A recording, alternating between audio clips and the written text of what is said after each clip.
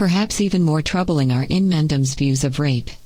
In his interview with Old Fan on the Exploring Antinatalism podcast, Inmendham claims that some forms of rape are benign. Like I said, I'm supposed to hate the rapist. Well, why should I hate him more than I hate these other people who are causing so much more harm? Sure, I mean, they're torturing people. The rapist is just looking to get off. So, I mean, some rapists are pretty benign, right? I mean, they just tackle the woman, say, I just need something to, hump, and then I'll be out of your way.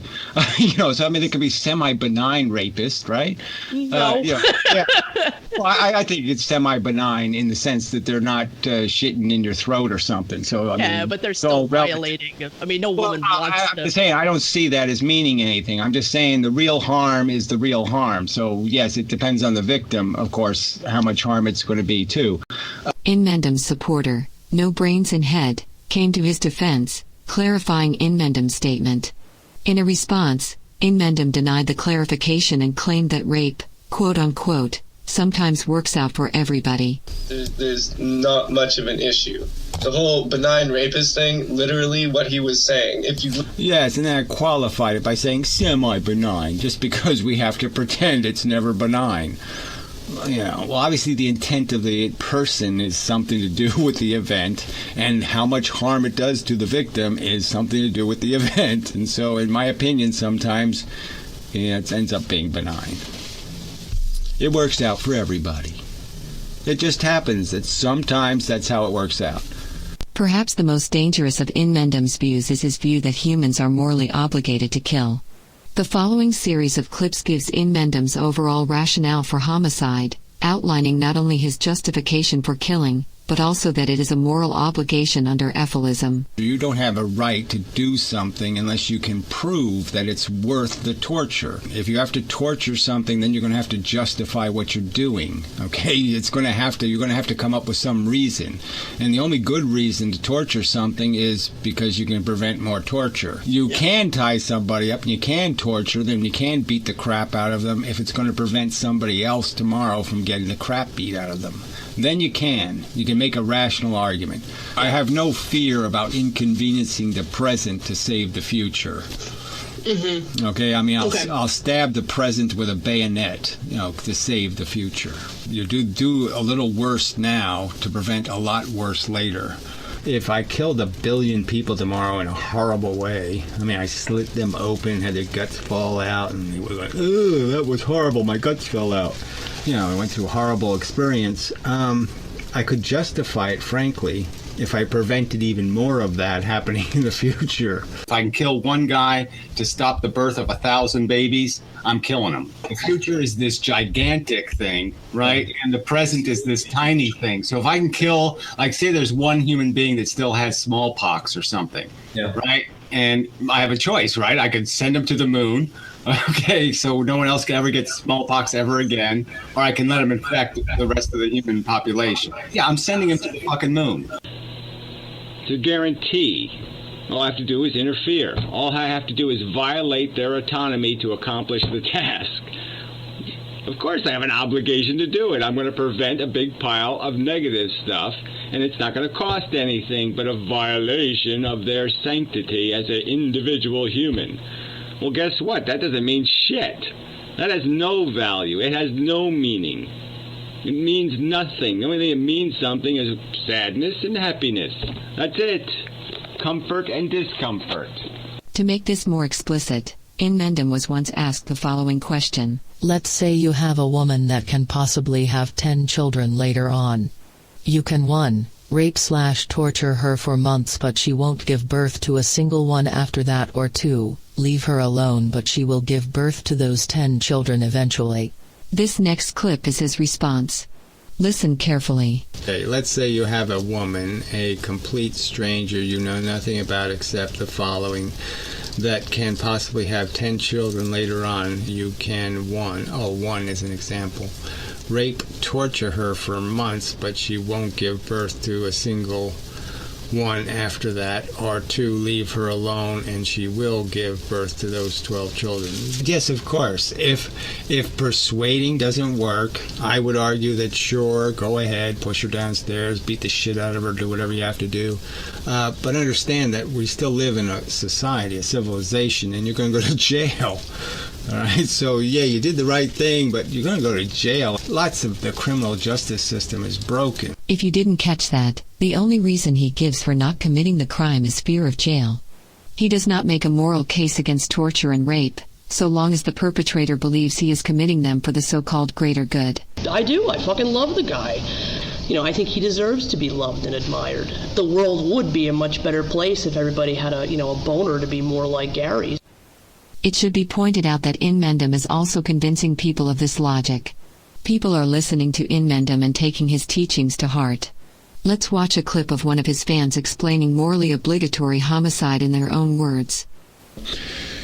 So the title of this post was Inmendum saying he would kill a pregnant woman. Now, from a normal point of view, it's like, oh, you're awful, right? She went through all of this and you're going to kill her, whatever.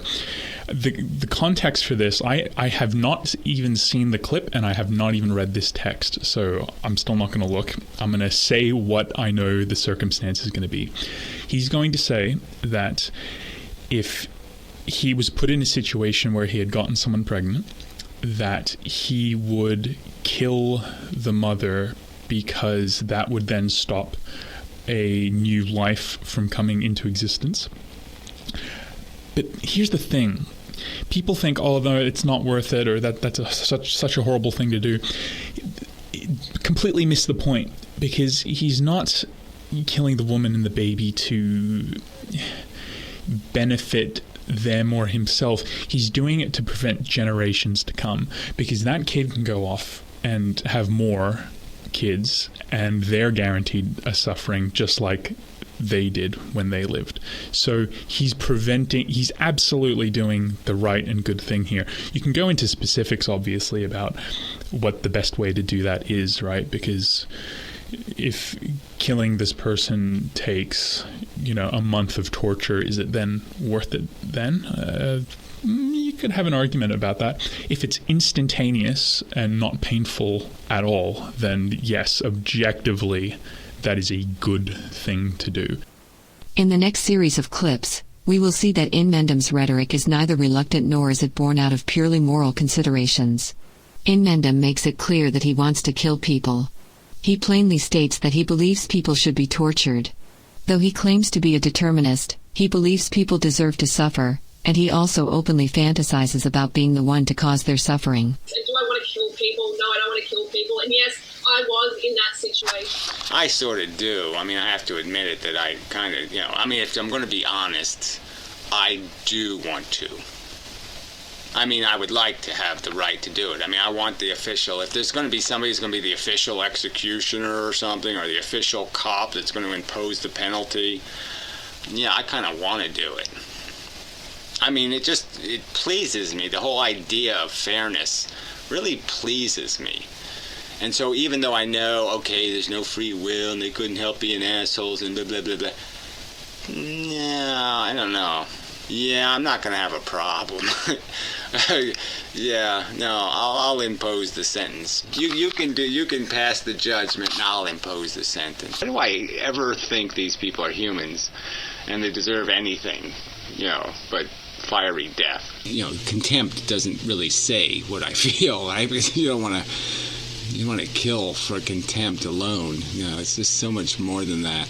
No, frankly, if they could make a movie of pregnant women falling downstairs, with the fetuses flying out and, getting tangled in their umbilicuses and squashing against the wall, I'd watch it. Frankly.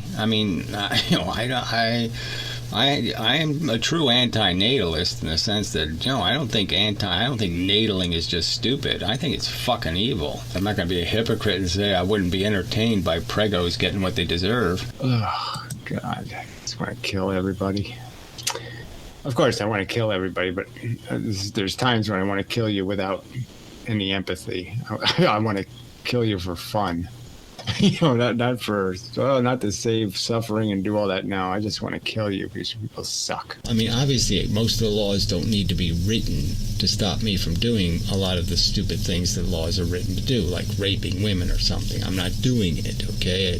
I don't think it would be fun. So I'm not a threat. Now, homicide, yeah, I'm a real threat, okay? So, yeah, you take away the laws against killing people, and, oh, man. Guess what? A lot of you are going to die. You look and talk like the neighborhood serial killer. Yeah, well, I guess I would be. Yeah. If I was free to be, I would love to, serial kill. Sounds like great fun. I mean, you're all in need of it, clearly. There's lots and lots of perfectly appropriate victims of serial killing. I don't love any specific country. I just love the natural world. Rather than fuck you and die. Die in it. I hope a maggot eats your brain. Die in it. Die in it. Die in it. And those are the people that are having kids. So, that's the problem here is that, we really do need to kill parents. We have to kill a few parents. We have to, imprison them and then torture them and kill them to create some sort of, pause and, get a little bit of reward and punishment here. There needs to be a sensible placement of accountability and responsibility because obviously parents are raising retarded kids. Because again, I don't have any problem managing my anger. Where's the line of dead bodies? If I didn't have complete control over my anger, there'd be some dead people, fuckhead. To make his point extra clear, Inmendham uses the example of cats, claiming that both pet cats and stray cats are equally in need of killing. Listen to the following clips carefully. So the point I'm making is, I always thought, how horrible it is to throw a bag of kittens into a stream. I always thought so. But then when I thought about it, I say, well, what else are you going to do? I mean, it's a relatively quick end. It's hypothermia, suffocation, drowning. Drowning's not the worst way to die, frankly. It's not the best. But what is somebody supposed to do? What's your grand solution? So, there's pregnant cats circling this house all the time. And I just dread the day, right? Because I just don't want to have to deal with it. I don't want it. I can't emotionally deal with it. Because what do, asshole? For instance, I'm doing all I can, applying the idea of minimizing suffering in the way I care for my cat. I'll do all I can to make it as comfortable as I can. All you can is, I should have killed him 6 months ago. You have a cat for what purpose? To serve your needs or to serve the cat's needs? Because frankly, the cat doesn't really need to exist, and you know it. The cat isn't going to accomplish or do this or do that. He's not going to cure cancer. There's not going to be some huge productivity issue that's at risk here. And that if he goes to sleep some night and never wakes up in the morning, you can't make any kind of rational argument that the universe is now diminished. You really can't make any such rational argument. Somebody called the cops, about the cat issue, as if it's an issue, which it's not really. But, when certain individuals use rhetoric like, if you euthanize a cat, you're killing it, and exploit that kind of rhetoric, these pro-lifers, and then, they can play games with words, and that's all it is. But anyway, so the cops called me and were inquiring as to the cat-killing allegations. I know what the real reason is. The real reason is you just can't admit what life is, which is dangerous as fuck. These assholes sit there and try to paint me as some kind of villain. Yeah, because I don't support pointless torture. I want it to be a plan, you know what I mean? I don't want to give license to nut jobs to just go out and, kill animals. I want it to be a solution. I understand, but you have to recognize when you're just emotionally reacting, and I would argue like somebody throwing cats into a stream, right? Or kittens.